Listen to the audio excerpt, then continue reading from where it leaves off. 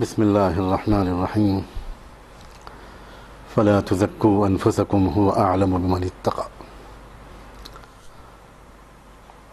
واما بنعمت ربک فحدث۔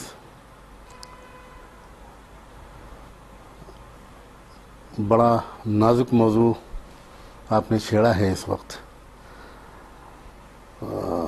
پلٹ کر جب میں اپنی پچھلی زندگی کی طرف دیکھتا ہوں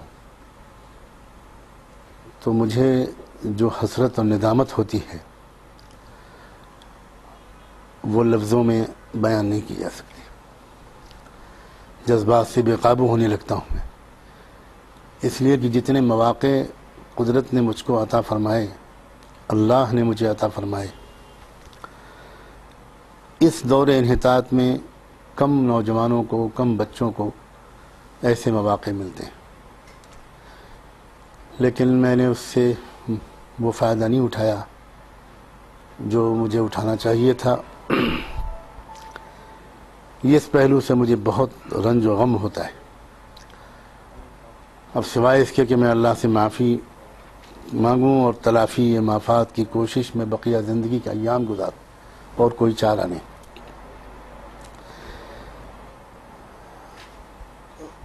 میرا سال پیدائش 1955 ہے اور تاریخ پیدائش گھر والوں کے بیان کے مطابق 15 اگست ہے، دن جمعے کا،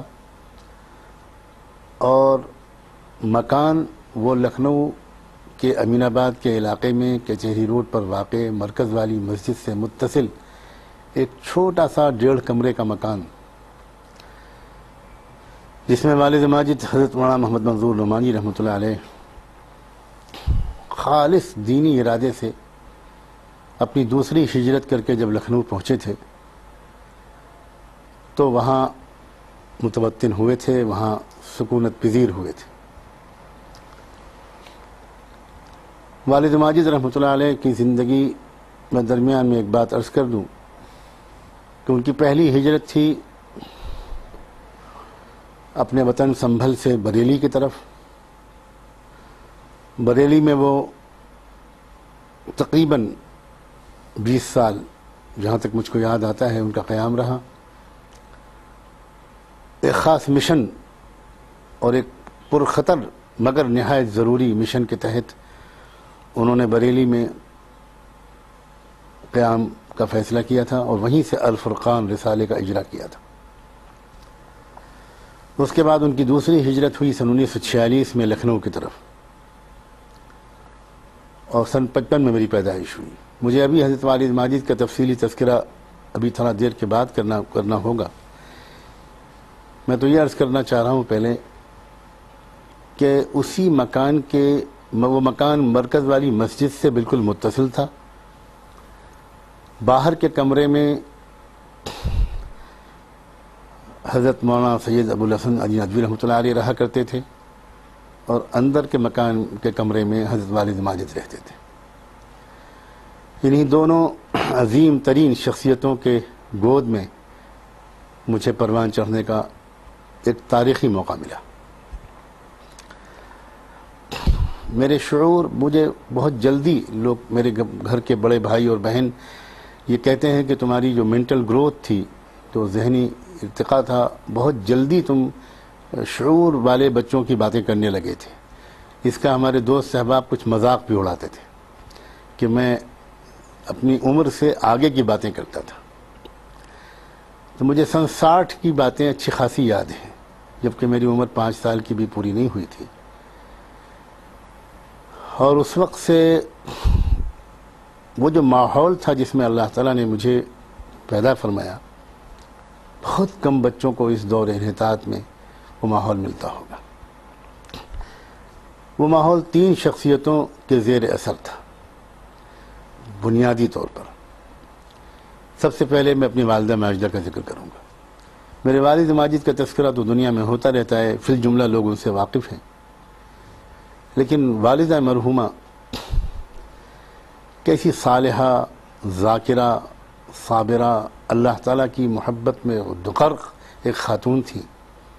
کثرت ذکر، کثرت تلاوت، سوز قلب، کبھی مجھ کو یاد نہیں ہے کہ نماز میں، تلاوت میں اور دعا میں ان کے آنسو بہہ نہ پڑے ہوں۔ سرسری نماز بالکل نہیں پڑھتی تھی، بہت اطمینان سے، بہت جی لگا کر، ڈوب کر نماز پڑھتی تھی۔ میرا ایک بھائی معذور تھا، بالکل بول نہیں سکتا تھا، اپنی کوئی بات کہہ نہیں سکتا تھا، کروٹ بھی نہیں لے سکتا تھا، سلمان اس کا نام تھا۔ عجیب بات ہے، ہم سب بھائی بہنوں میں سب سے زیادہ خوبصورت وہی تھا۔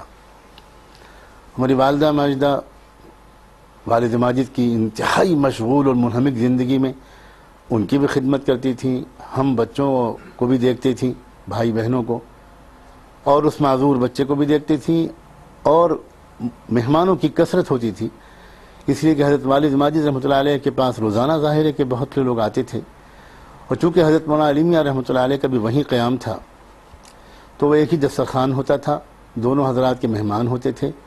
حضرت مولانا کے اپنے مکان سے بھی کھانا آتا تھا، لیکن عموماً ذمہ داری ہماری والدہ مرحومہ ہی اپنی محسوس کرتی تھی کہ ہمارا ہی گھر ہے یہاں، اور اسی گھر کے باہری کمرے میں وہ دسترخوان لگتا ہے روز، تو مہمان جتنے بھی ہوں، چاہے وہ 20 ہوں چاہے وہ 50 ہوں، ذمہ داری میری ہے۔ میں حیرت سے یاد کرتا ہوں کہ کیسی برکت تھی ان کے وقت میں، کہ بہت لذیذ کھانا ور وقت وہ ان سارے معذور بھائی اور ہم سب بچوں اور والد ماجد کی خدمت کے ساتھ تیار کرتی تھی۔ مجھے کبھی یاد نہیں ہے کہ 2 منٹ کی تاخیر بھی ہوتی ہو۔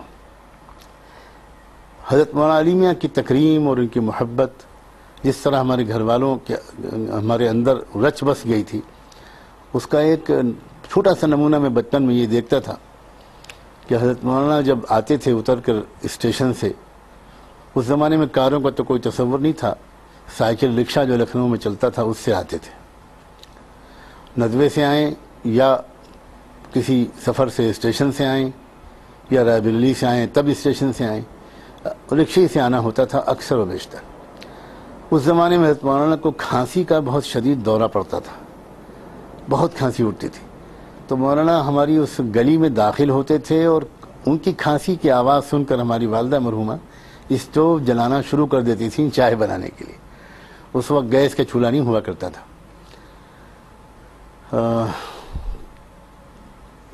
گویا مولانا مرکز میں اپنے کمرے تک آتے اور اس سے پہلے چائے تیار ہو کر ان تک پہنچ جانے کی کوشش ہوتی تھی۔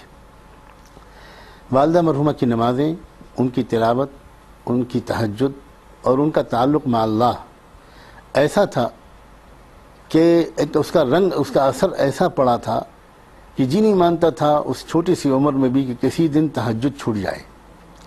6-7 سال کی عمر میں مجھے یاد ہے، اللہ تعالیٰ کا شکر ادا کرتے ہوئے عرض کرتا ہوں، اب اس وقت میں جتنا اہتمام کرتا ہوں اس سے کہیں زیادہ اہتمام اس وقت کرتا تھا، اور جس دن تہجد میں مجھے نہیں اٹھایا جاتا تھا میں احتجاجاً روزہ رکھتا تھا۔ گھر والے خوشامد کرتے تھے، میں کہتا تھا نہیں، میں نے روزے کی نیت کر لی ہے، میں کھاؤں گا نہیں، میں پیوں گا نہیں، آپ نے مجھے کیوں نہیں اٹھایا؟